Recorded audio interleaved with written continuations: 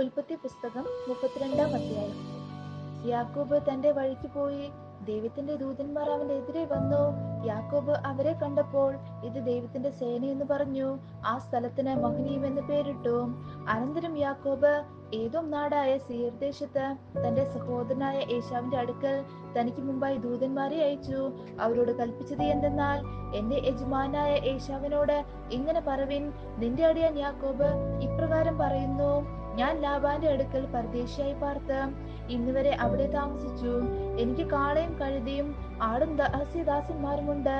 നിനക്ക് എന്നോട് കൃപ തോന്നേണ്ടതിനാകുന്നു യജമാനെ അറിയിപ്പാൻ ആളയക്കുന്നത്. യൂതന്മാർ യാക്കോബിന്റെ അടുക്കൽ മടങ്ങി വന്നു. ഞാൻ നിന്റെ സഹോദരനായ ഏശാവിന്റെ അടുക്കൽ പോയി വന്നു. അവന് 400 ആളുമായി നിന്നെ എതിരേൽപ്പാൻ വരുന്നു എന്ന് പറഞ്ഞു. അപ്പോൾ യാക്കോബ് ഏറ്റവും ഭ്രമിച്ചു ഭയവശനായി തന്നോട് കൂടി ഉണ്ടായിരുന്ന ജനത്തെയും ആടുകളെയും കന്നുകാലികളെയും ഒട്ടകങ്ങളെയും രണ്ടും കൂട്ടം കൂട്ടമായി വിഭാഗിച്ചു. ഏശാവ് ഒരു കൂട്ടത്തിന്റെ നേരെ വന്ന് അതിനെ നശിപ്പിച്ചാൽ മറ്റേ കൂട്ടത്തിന് ഓടിപ്പോകാമല്ലോ എന്ന് പറഞ്ഞു. പിന്നെ യാക്കോബ് പ്രാർത്ഥിച്ചത്, എന്റെ പിതാവായ അബ്രഹാമിന്റെ ദൈവവും എന്റെ പിതാവായ ഇസ്ഹാക്കിന്റെ ദൈവവുമായുള്ളവേ, നിന്റെ ദേശത്തേക്കും നിന്റെ ചാർച്ചക്കാരുടെ അടുക്കിലേക്കും മടങ്ങിപ്പോക. ഞാൻ നിനക്ക് നന്മ ചെയ്യുമെന്ന് എന്നോട് അരുളി ചെയ്ത യഹോവ അടിയനോട് കാണിച്ചിരിക്കുന്ന സകല ദയയ്ക്കും സകല വിശ്വസ്തതയ്ക്കും ഞാൻ അപാത്രമത്രേ. ഒരു വടിയോടുകൂടി മാത്രമല്ലോ ഞാൻ ഈ യോർദാൻ കടന്നത്. ഇപ്പോഴോ ഞാൻ രണ്ട് കൂട്ടമായി തീർന്നിരിക്കുന്നു. എന്റെ സഹോദരനായ ഏശാവിന്റെ കയ്യിൽ നിന്ന് എന്നെ രക്ഷിക്കണമേ. പക്ഷെ അവൻ വന്ന് എന്നെയും മക്കളോടുകൂടെ തള്ളയും നശിപ്പിക്കുമെന്ന് ഞാൻ ഭയപ്പെടുന്നു. നീയോ, ഞാൻ നിന്നോട് നന്മ ചെയ്യും, നിന്റെ സന്തതിയെ പെരുപ്പം കൊണ്ട് എണ്ണിക്കൂടാത്ത കടൽക്കരയിലെ മണൽ പോലെ ആക്കുമെന്ന് അരുളി ചെയ്തുവല്ലോ. അന്ന് രാത്രി ഞാൻ അവിടെ പാർത്തു.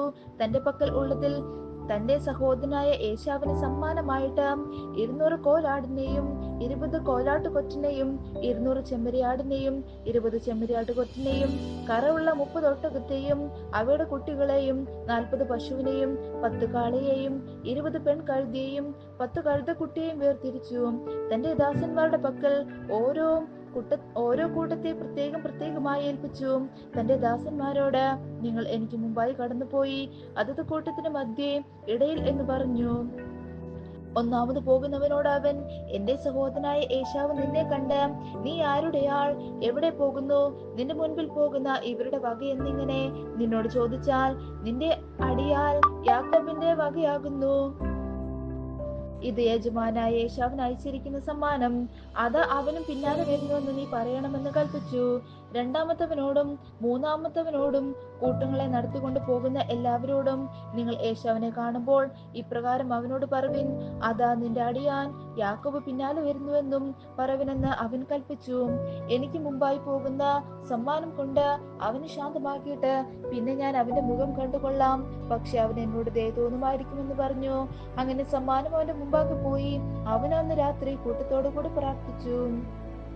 രാത്രിയിൽ അവൻ എഴുന്നേറ്റ് തന്റെ 2 ഭാര്യമാരെയും കൂട്ടി ദാസിമാരെയും 11 പുത്രന്മാരെയും കൂട്ടി യാക്കോബ് കടവ് കടന്നു. അങ്ങനെ അവൻ അവരെ കൂട്ടി ആറ്റിനക്കരെ എത്തി. തനിക്കുള്ളതൊക്കെയും അക്കരെ കടത്തിയ ശേഷം യാക്കോബ് തനിയെ ശേഷിച്ചു. അപ്പോൾ ഒരു പുരുഷൻ ഉഷസാകുവോളം അവനോട് മല്ല് പിടിച്ചു. അവനെ ജയിക്കില്ല എന്ന് കണ്ടപ്പോൾ അവൻ അവന്റെ തുടയുടെ തടം തൊട്ടു.